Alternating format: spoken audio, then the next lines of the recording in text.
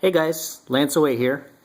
Just wanted to drop a video today about silver and gold into my retirement plan, and just talk to you a little bit about some other strategies I've developed that I'm planning to implement really hard in 2014.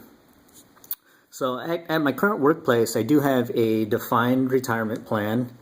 I contribute every paycheck, and at the end of the day, some percentage multiplied by my years of service, I'm going to have an allotment, a monthly benefit, and that's how I'm going to go into my retirement.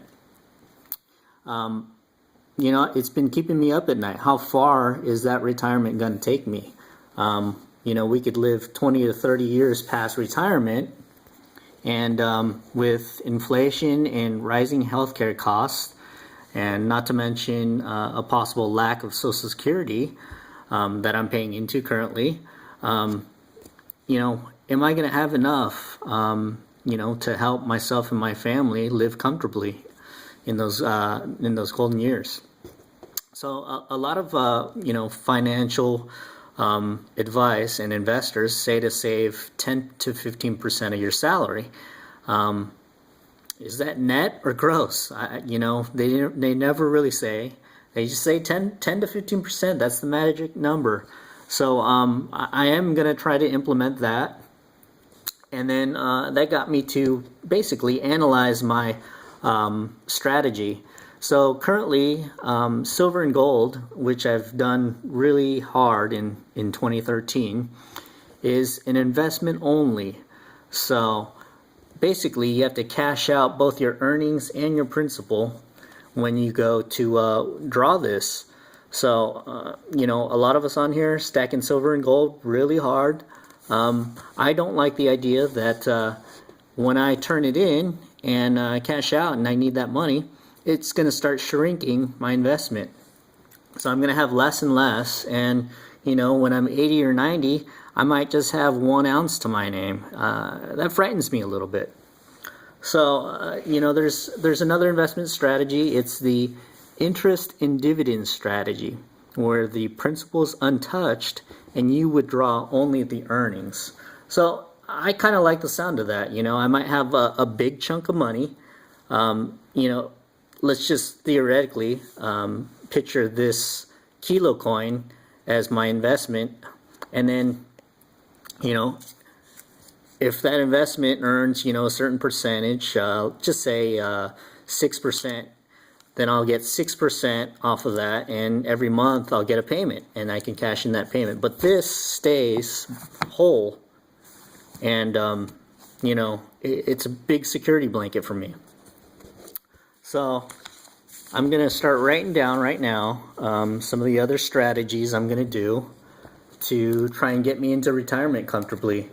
I might end up overestimating how much I need in retirement, but that's okay. That's conservatism. I'd rather have a lot more than I need than not enough. I know you guys will as well. So with that, let's just start the list. So I did purchase a rental property last summer in August 2013. And I think that kind of fits the interest and dividend strategy. Right now, someone's making rental payments on there, and that's paying down the mortgage. So hopefully in about 25, 30 years, this rental property will be paid off. I'll probably have to apply a little bit more payments on the end to get that paid off, since I hope to retire before 30 years.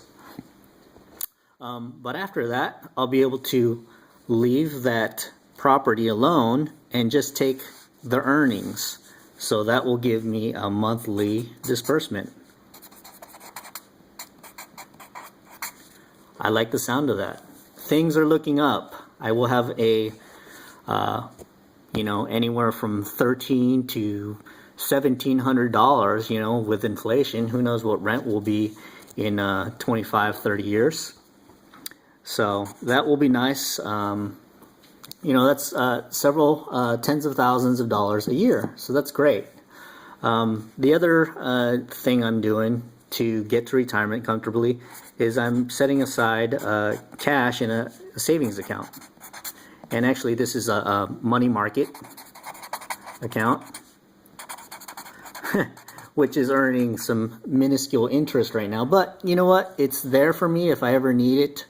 I did do a video which I preached 12 months, saving 12 months living expenses. I'm probably halfway there, and I'm feeling really great about that. I actually purchased the rental property when I quite wasn't ready. I did not have anywhere near what I needed to be comfortable. You know, I use a different pen, but there's, you know, a couple instances, you know, you have a big repair on your car or house. You might need some cash, and you might need it quick. You'd probably rather not sell your silver and gold to get there, because spot price might not be where you want it to be. Such as right now, you know, we have gold at $1,200 some odd dollars and silver at $20. A lot of us can't part with our stack at that price. We're waiting for spot price to appreciate quite a bit before we decide to let any of our metals go. So hospital bills, and then layoff. I want to be sure you guys could ride that out. So it's a big reason to have that cash in the bank. The next strategy I'm going to, or I have been implementing, but I'm going to basically commit to doing a little bit more, is I do have a 401k with Fidelity Investments. And interestingly enough, I put my head down last year. I didn't really put much into it, but it appreciated quite a bit. The earnings on that account for the period from January 1st to December 31st of 2013 ended up being 21.5%. It was a stellar year for investing. And I'll just show you that real quick on my little statement. You know, I don't have that much. I have about $16,000. Here is this statement period for 2013. I do have 87% stocks, 13% bonds. That's a good mix. It was mostly a blended investment where you choose a target date, such as like your retirement date. Say it was let's say 2040, roughly 25 years. Then they take and tailor that, and every 5 years they probably, or maybe even more, they rebalance that to adjust your stock mix down to where it's less volatile as you get closer to retirement. So I did a big mistake here. I chose 3 different target dates, and what I should have done was really just chosen one. I was thinking, all right, I'll get more aggressive with this one and a little bit more conservative, but they actually hold all the same investments in there. So I basically just balanced everything out to one target date in the middle. So my personal rate of return here, let's see, is shown here. Your personal rate of return. So my interest was 21.5%. That was excellent. And think about that. If I could have that all the way into retirement, 20 plus years or so, that would just be ridiculous. That would be crazy. I'd have a big pot of money at the end. But say even if I get 10% or it balances out to 8%, man, that is a great chunk of money. Maybe we'll do a scenario later with, you know, the amount input and then just growing with interest at different rates or something. So that's really cool. That's one of the things I'm doing. I increased my contribution. I was actually at 1% of my salary, and that was this is a pre-tax contribution, so that's pretty nice. It reduces my tax liability. But I did bump it up. I went all the way up to a whole 3% of my salary. So basically I wanted to test the water. I wanted to see what kind of pain I would show on my paycheck, and we're going to go from there. And who knows, by the end of the year I could be up quite a bit more. But mind you, I am doing several strategies at the same time. I've said in the past, parallel strategies. So don't get caught up by the 3% number and saying, hey, you're not at 10 to 15% like you should be. Some of you guys might be financial gurus or investment managers or brokers or something. So take that with a grain of salt. I'm going to build that up. You know, this is going to change in the future. I do have number 5 bullet point, and this is a Roth IRA. I did start this IRA last year. I don't have a whole lot of money in there, but I do want to increase my contribution, and every paycheck I've committed to entering a certain dollar amount into there. And you know, a lot of people will say do it automatically, and set up that auto disbursement into the Roth IRA to make it easy and basically idiot proof. But I do automatic here with Fidelity. Well, one thing I want to do is I want to play an active role. Last year I put my head down and I didn't look at this stuff at all. This year I want to look at it more. So instead of auto, every pay period, every payday, I'm going to commit to placing that money in this account. And really, I'll stop the list real quick and just fill in this big circle. It comes down to discipline. That's how we're all going to get to retirement properly, with a little bit of discipline.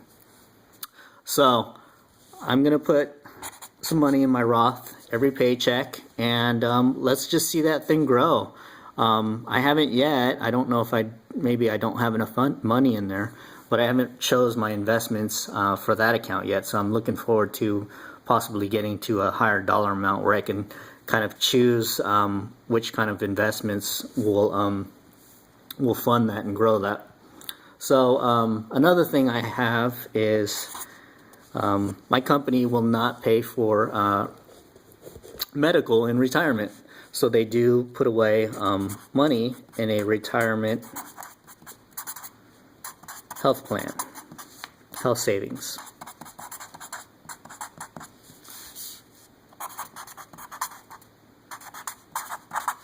And you know, it's a pretty minuscule amount. It ends up being over, you know, just over $600 for a whole year. $600 a year. But interestingly enough, I didn't look at this account at all. And here's just a little statement from this account. And you'll see here for the period, this is my end of the year statement, my last quarter. But that last quarter earned 7.5% just for the quarter. And the year to date rate of return, 26%. 26%. Now, if you guys could get 26%, would you put your money in this? I know it's not going to be like that every year, and I just, you know, reallocated some of my investments to blend them a bit more. Some of them were a bit aggressive. I do have time on my side, so I can do that. But 26%, I'll take it all day, and if it, you know, goes anywhere above 10% for next year, I'll be pretty happy with that. So here's just some of the investments I have. Some international, some mid-cap stocks and some large-cap stocks, and then a blended investment as well. So 26% in retirement health savings. I thought that was pretty good. I have not, well, you can't really change the contribution, it's just what they give you. So the best thing I could do is watch those investments and balance them as necessary in the retirement. So lastly, I'll talk about this, and a lot of you guys might not like it, but you know, whatever's right for you, you know, you got to live up to that. So this is what I'm going to be doing. I'm going to play with stocks a little bit. Really, I'm going to be coattailing. I'm going to be seeing what some of the you know, the large investment firms are doing and copying them. So I will be coattailing or copycatting, and I'm going to try to earn some money in stocks. It's just something else, you know. Really, you never really want to put all your eggs in one basket. I heard you never want to have 30% of your portfolio in one sector. So, such as the tech sector, you don't want to have 30% in tech stocks. You don't want to have more than maybe 30% in precious metals. So right now, I feel like I'm a little bit heavy in precious metals, so I'm going to balance that out. Here are kind of the 7 things I'm doing right now to get me towards my goals. I'd appreciate if you guys comment, give me a thumbs up if you agree with any of these factors, and also subscribe if you want to follow me on this journey to retirement. And periodically, I'm going to let you know how each of these is doing. Right now, stocks are going down a little bit, but that's okay. We do have dollar cost averaging on our side. We're going to buy those stocks and bonds and investments at a lower cost per share, and that's going to balance out. And once it grows again, we're going to catch up.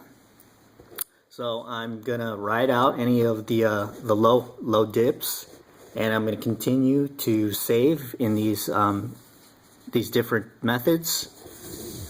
And I'm not going to stop silver or gold either. I love bullion.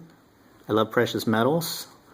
So please comment, and you know, even if you guys don't agree, tell me I'm you know, going at it wrong.